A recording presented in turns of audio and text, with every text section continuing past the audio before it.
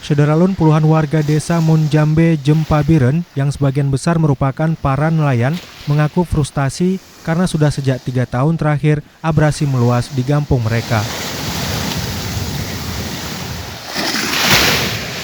Menurut warga, berbagai tim dari dinas terkait sudah melihat kondisi tersebut.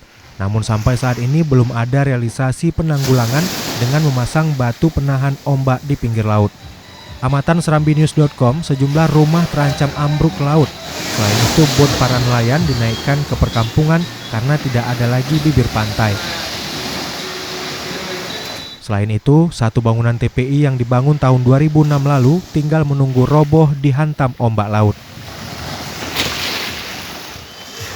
Dari Biren, Yusmandin Idris, Serambi On TV.